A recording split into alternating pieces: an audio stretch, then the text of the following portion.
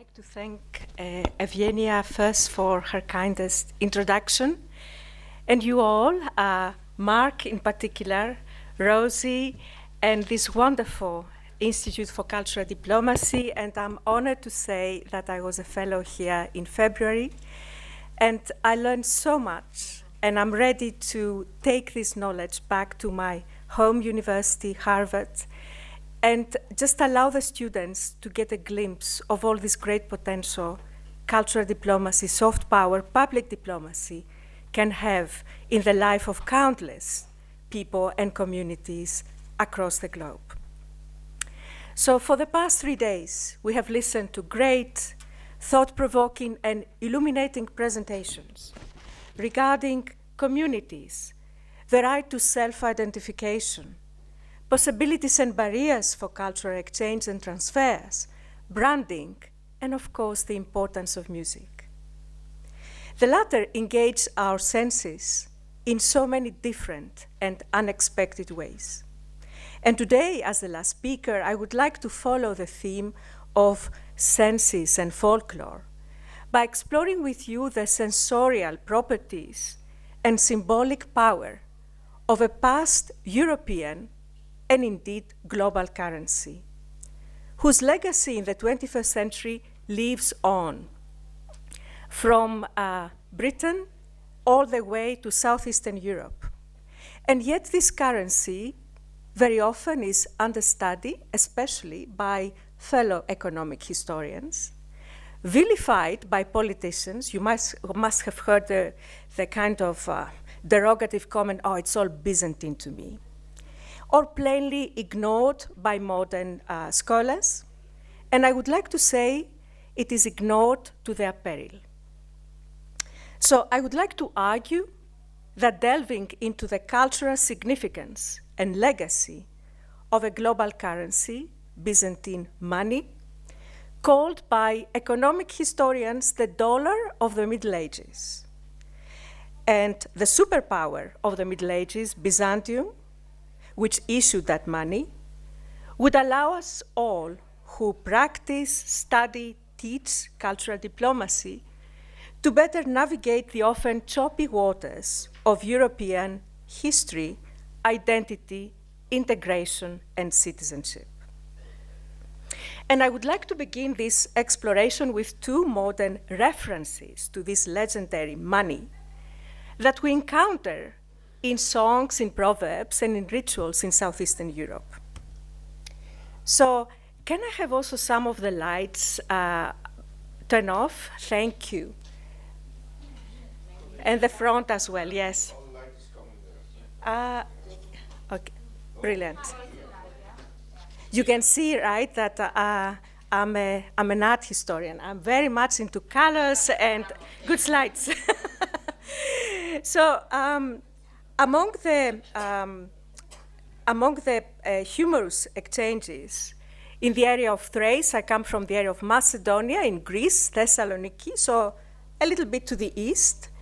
And indeed in other areas of Greece, and not only, we have these exchanges related to a wedding procession.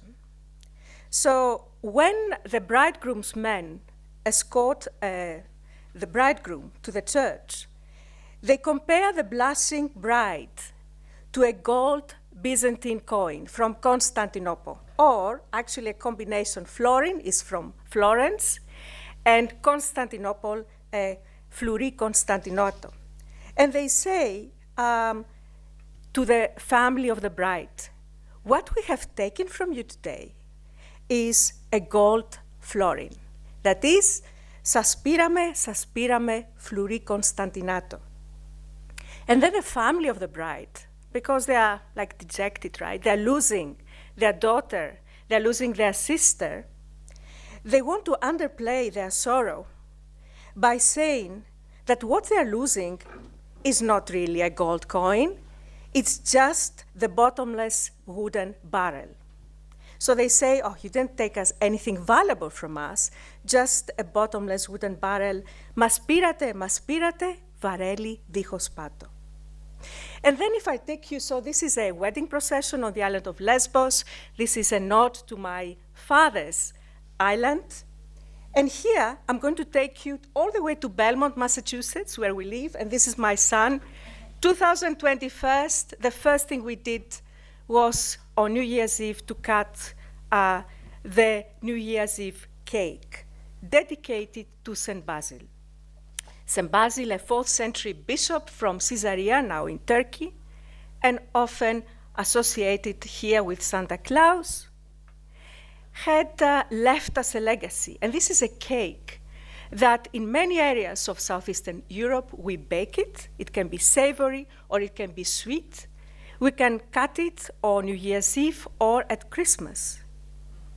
So it's a joyous family occasion. I'm not going to show you my husband, who presided, of course, over the cutting of the cake,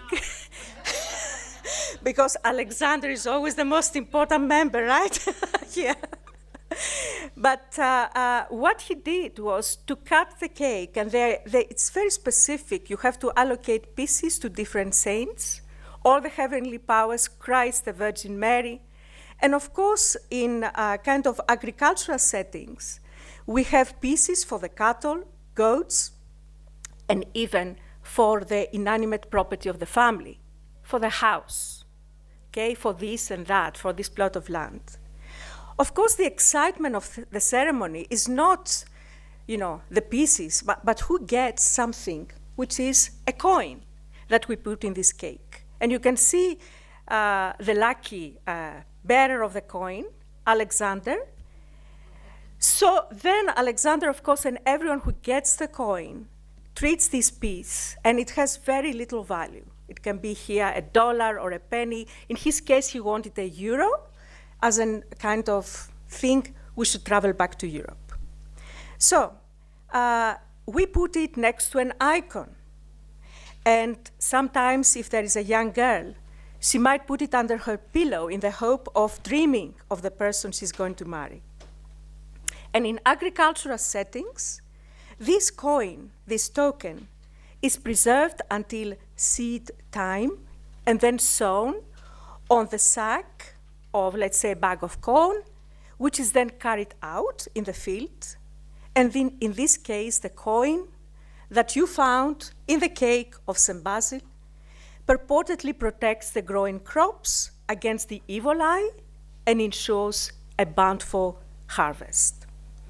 So the common denominator between a 1950s picture from the island of Lesbos and young Alexander 2021 is a gold, or in this case, a coin that refers to a gold Byzantine coin. And the modern forms in which this coin has been reinterpreted and translated by different communities. What all these references tell us about identities? My son, the same one, always likes to joke that I was born in the previous century. That's okay. I'm proud to say I was born not in the 21st century. But I'm also proud to say that the main advantage of being a kid in the late 20th century was that I had the chance to experience, as many others, history in the making. Dramatic political events, socioeconomic revolutions were played out in quick succession on our TVs. All those events reshaped the map of Europe and the world as a whole. And as countries came apart, I'm thinking here Yugoslavia, and authoritarian and seemingly unshakable regimes, thinking of Bulgaria, Romania, Albania, Czechoslovakia, you name them, collapsed, an element became increasingly obvious.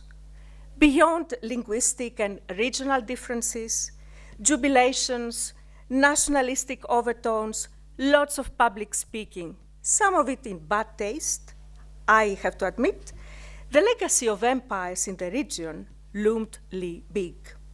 Alexander the Great, the Hellenistic ecumeny, his word, the Roman Empire, the Byzantines, the Ottomans. From these four, something that many times early modern European travelers comment upon when they come to the Ottoman Balkans are Alexander and Byzantium as the common denominators across all these communities. Today I'm focusing on Byzantium. This is an empire, the eastern part of the erstwhile Roman Empire, whose legacy, political ideology, Orthodox Christianity, literature, art, and architecture, Cyrillic alphabet devised by my compatriots, Cyril and Methodius from Thessaloniki, and monetary practices are all there, embedded in the fabric of communities across Southeastern Europe. And these communities in the 21st century are often in competition and don't see eye to eye. In songs, proverbs, and rituals that mark the passing of life from birth to death, in communal events, in private and public devotion, and in magic, references to gold Byzantine coins, nomisma, Konstantinato, are more than a nod to nostalgia. They spotlight the importance of folklore in identity politics and the value of Byzantium as a unifying element that can actually bring together nations and communities in the region in a welcoming and relatable and inclusive way. But what was exactly Byzantium and what were the extent and impact of its money? Not now. Yes. My computer obviously doesn't like this setting, right? It's obvious. So when we think of 21st century money, can I ask you to show me what you have in your pockets? Do you have any like coins or banknotes? No. Me neither. You're great. Okay. My God, there is one. Okay. Extraordinary species. So I'm not going to keep it, okay? We are talking here about money backed by debt and functioning as an abstract medium of exchange. This is an ugly banknote. And the euros are not any better. There is less, if any, emphasis on the value of money, coined money, as portable art, and with good reason. Considering that our coins and banknotes are increasingly vanishing in a sea of cashless transactions, what becomes apparent is the alarming loss of physicality and sensory affordance of these objects. As capsules of art, identity, policies, a celebration of heritage, I challenge you to show me, if you are from a different, European country, to show me what you see on your euro coin. Very often, very little, and badly designed. But ancient and medieval coins were a very different story. Since their inception in 7th century BC, they remained over centuries the most circulated and recognizable art form that had the power to engage different senses and elicit a multitude of reactions. Through their metallic properties, you handle the coins, fineness, sculptural form, only the best artists were employed to create designs for coins, and of course inscriptions. If you think of coins, they are the shortest legal documents. Everything is there. It says, King so-and-so, who rules over that, and this is minted there, and it has the value 10. I think people who deal with marketing should take a little bit of note of what was happening before. So traveling long distances and transcending political, religious, and economic barriers, coins were woven into the lives of individuals and communities. And of course, if the Romans managed to open more these trade routes that led from Europe all the way to Asia, then Byzantium, the successor of Rome in Eastern Europe, became the master of this kind of policies. So the guy behind all this, the guy who in a way is evoked through these practices, the wedding rituals and the cutting of the pie at Christmas or New Year's Eve, was Constantine the Great, 4th century. He didn't start his career in Eastern Europe. He started in Britain, and made his way all the way to Eastern Europe, founding Constantinople. A few days ago, we were celebrating the foundation of Constantinople in the 1st century. So what was different? Why he was so successful? So I talked to you about my sorrow. I'd seen students not knowing geography and history. Think of this map. Constantinople commands east-west communications, links Europe to Asia and beyond. So he was a visionary. And all the successive emperors really meant business. They commanded diverse communities that lived in lands that at the height of the Byzantine Empire, this is, of course, Istanbul, right? Constantinople. So you can see the extent of the empire. This is Italy, parts of Spain, Eastern Mediterranean, Anatolia, Africa, the entire of Southeastern Europe. Mines were responsible for good quality gold, silver, and copper. The Byzantine emperors were like a US state on taxation day. They were very keen to know what you earned, to tax you accordingly, and they had different ways of incorporating populations: taxation, Christianity, of course, and education. So in this very careful system, carefully constructed system, there is the coin. And the coin at that period was the embodiment of all this. And we have this very famous saying by Cosmas Indikoplestis, 6th century, that there is another mark of the power of the Romans, and it is with their nomisma, the gold coin, that every nation conducts its commerce. This nomisma is admired by all men in all nations. So just this statement gives you an idea that this is the kind of money merchants, soldiers, diplomats, pilgrims could take from one end of the world to another. This nomisma, this coin, was accepted, and it said everything about the empire that issued it. But this particular passage also reminds us of something else, that everyone else had to remain in the emperor's good books. So this is a copy of once upon a time it was stolen in the Bibliothèque Nationale in the 19th century. Now we have only the electrotype copy of a multiple gold coin, a medallion of Emperor Justinian. So for whom did he issue this exactly? On one side, you can see him. He's the commander-in-chief, and on the other side, he's again the commander-in-chief, and he's in a triumphal procession. So this kind of objects were meant to impress people, your friends and your enemies. They were given in order to keep all the barbarians away. Byzantium didn't like hard power.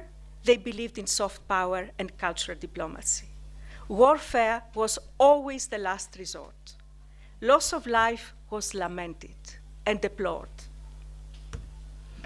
So how far did it circulate? Well, you can see here, this is a Byzantine coin, and this is a Chinese imitation.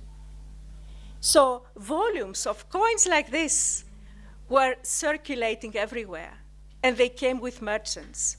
And they came also with know-how, cultivation of vine. They came with Christian missions. They came with manuscripts and literature and poetry. This one here, when I was in Oslo, I received a medal by their society, and I just showed this coin. I didn't have to produce any talk, because they said, this is the beginning of the national currencies in the Nordic lands. What's going on here? Have you ever heard of the Varangians?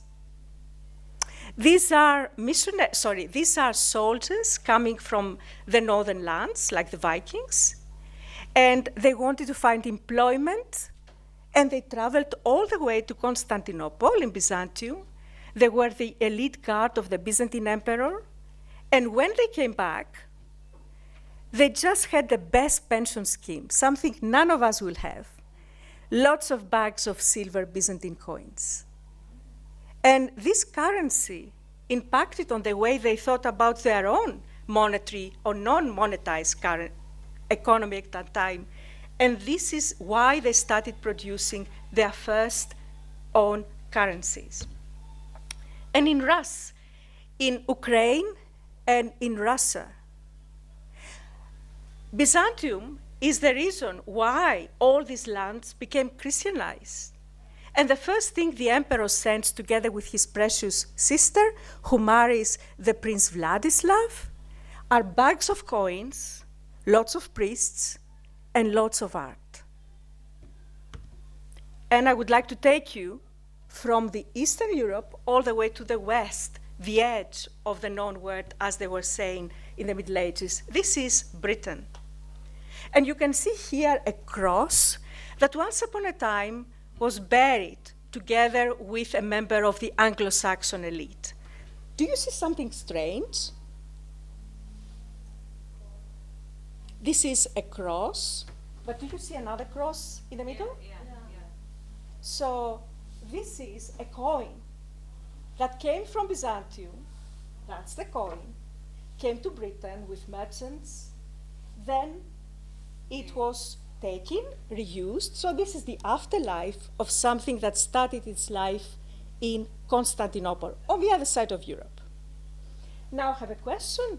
Why do you think this guy, who very much liked the coin and the cross, this was a newly converted member of the elite, decides to put the cross upside down?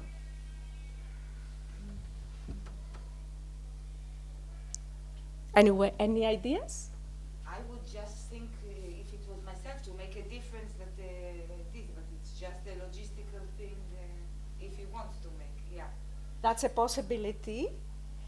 There is also another possibility. Think of tactile religion, whether you're religious or not. So I wear a cross, okay? And very often I want to touch my cross. In Eastern Europe, religion is very tactile. We kiss icons, we kiss crosses. So think about this. So the cross is not really upside down. So different communities, different lives and afterlives of a global currency, different meanings, all of them good. And of course, not only for the living, but also for the dead. There are endless sermons about people who used coins around their neck and around their ankle for amulets and charms. I'm sure you have your own amulet, right? Especially students when we want to go and pass exams. Yeah? Okay. So you can see that the emperor and his money were everywhere, from birth to death. And I would like to focus on two just episodes before we conclude. So some of the most charming lullabies still sung by mothers and grandmothers in the Balkans evoke the ancient Greek god of sleep, Hypnos, to accompany their baby into the dream world of perfumed gardens and palaces where the king's treasures of gold coins can be found. And if we don't know much about birth and coins in Byzantium, the above lullaby still sung in the 21st century gives us an idea about early childhood and money in the Middle Ages. So in Thessaly, in Greece, in the 21st century still, parents and close family gather on the third day following a child's birth to witness the baby's first bath. And what do? They throw coins for good luck. And my husband, who is from Bulgaria, told me that a similar custom is still encountered in some areas of Bulgaria, where very soon after a baby's birth, the midwife bathes it in water where various objects of magic nature and the silver coin have been added. So this melee of objects is meant to ward off bad spells and the coin to offer the baby clear skin. And this is in memory of things that happened 1,000 and more years ago, okay? Plus, think of the actual gold coin or silver coin thrown into a baptismal font.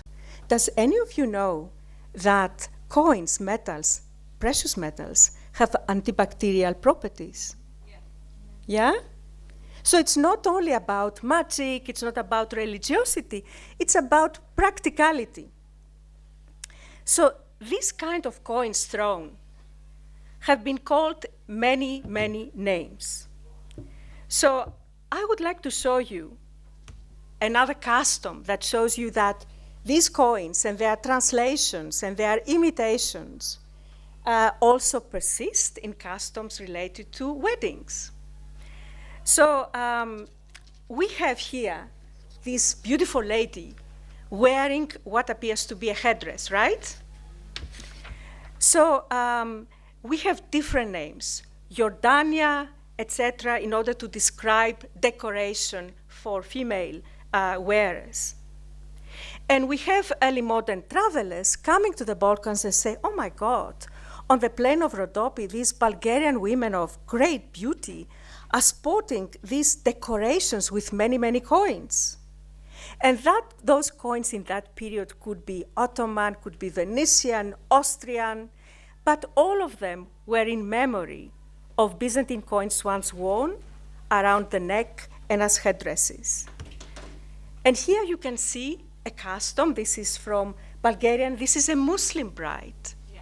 And she's totally decked in gold, but also you can see that she wears with great pride all these coins.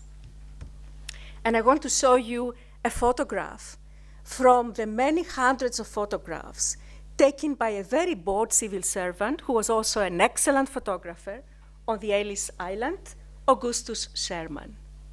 He was photographing all these immigrants coming from Europe and the Middle East.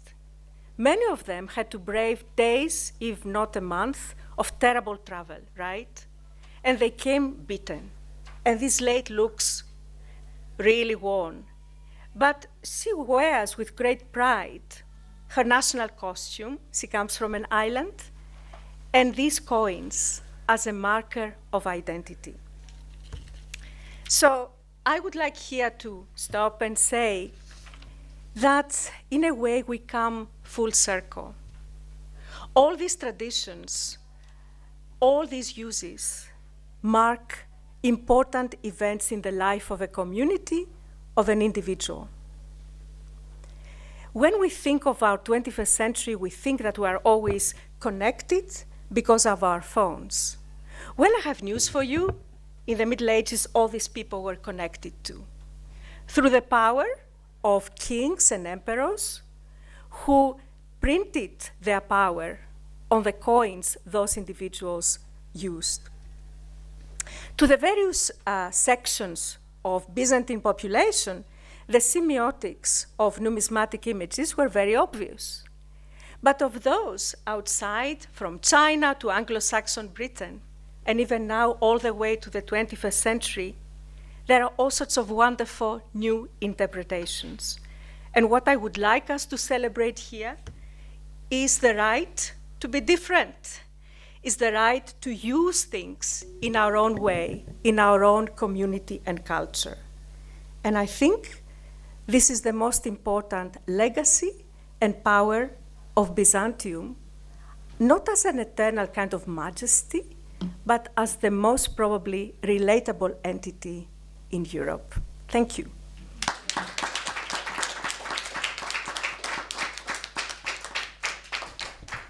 Thank you so much for that very thoughtful presentation. We're competing a little bit with the Latin American celebration, you may have heard, but let's try to take at least one or two brief questions and comments, and then we can join in the festivities. Please. Thank you for a wonderful presentation. Just a little a comment, because you mentioned the Prince of Kiev. And we talked earlier about that we don't know about African history and so on and so forth. But I was in March in Nigeria on a big conference with many African countries about United Nations reforms. There was also discussion on what was European values and so on and so forth. And there were local kings, and they wanted to be more democratic than, they thought it was more democratic than our system. And then 3 weeks ago I was in Amman with 12 different countries. And they say, of course, you don't understand the MENA region, you don't understand, so accusing the Europeans. At the same time, many of them didn't know our history. And Putin has been in many interviews saying that Ukraine was not a free country. And many of those around the conference table from 12 different countries and many different parties believed him.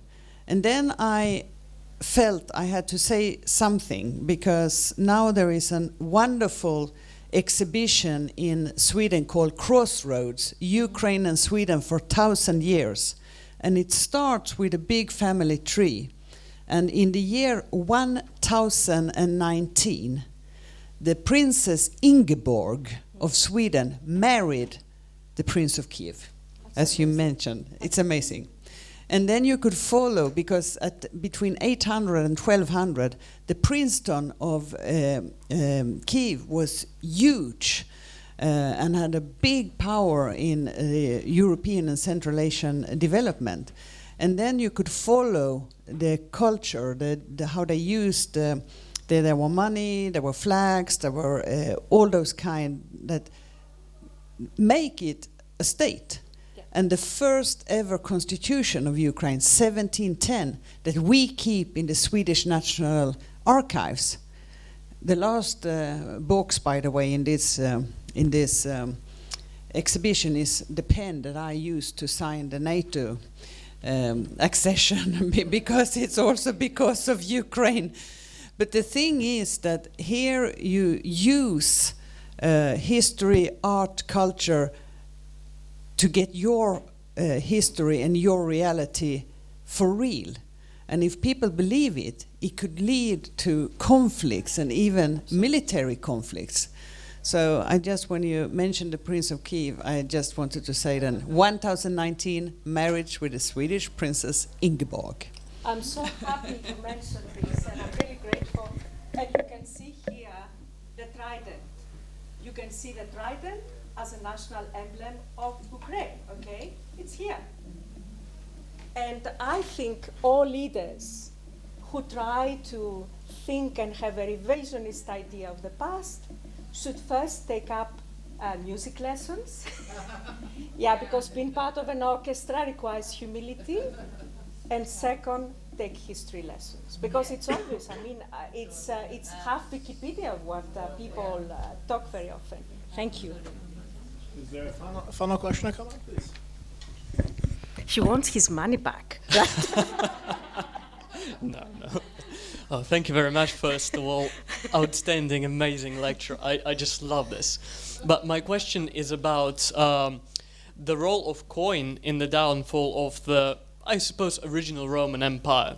So historically we've seen that usually the blame is on the barbarian invasion and on the inner struggle of the elites. Yes. However, I've heard that some historians have another perspective on that, that one of the biggest reasons was the coin. So, well, after some time, the amount of gold in coins have been decreased. Yes. Thus, this coin hasn't been really taken serious by the Romans themselves, by the barbarians perhaps, by the other states which have been there at a time.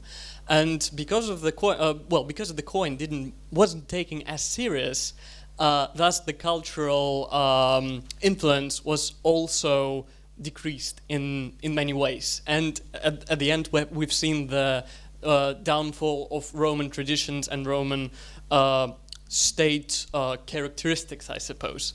Do you think that's true? That, well, solid backup by the coin at the time was so important that it allowed, well, Rome to be glorious for such a long time, but also the Byzantines knew about that. They knew the mistakes of Western Roman Empire, and thus the Eastern one has endured for much longer. This is a wonderful question and a great question. Thank you so much. So there are different actors here, and money plays a very important role. Because if you go to Britain before the introduction of Byzantine money, etc., so British people, like, they were deploring the Romans because they said, where is the money? There is no fresh money. Do you know how many counterfeiters they were operating during the collapse of the Roman Empire in Britain? Hundreds. So if you have this instability, there are all sorts of there is the rise of local identity. We don't need the Romans. They just are here to drink our beer or things like this. But also, so money played an important role. We have also pressure from different people, indeed, coming. We are in Germany. I was in Mainz. They were trying to push the Germans away, right? The second actor is climate change. We have a series, we have a mini age, ice age, and this plays a role that in archaeology and history we don't often consider. Christianity, because Christianity is a game changer. And this guy, Constantine, I showed you, he was a pragmatic emperor. Think the way he moved the capital city, making everyone angry, from Rome to Constantinople. Is it because he didn't like Rome? He knew that Rome was going to fall. He knew also that all the wars that had to be fought and all the resources were in the East. So money, yes, climate change, Christianity, and the new potential. Very often our leaders don't understand the concept or the geography of transport and power. What do we produce in Europe, okay? Where is our power? So we need to think very careful the way we conduct ourselves. Yes, the Byzantines were great students of the Romans and Alexander, and of course the Ottomans were fantastic. They were like building on all this expertise. So thank you.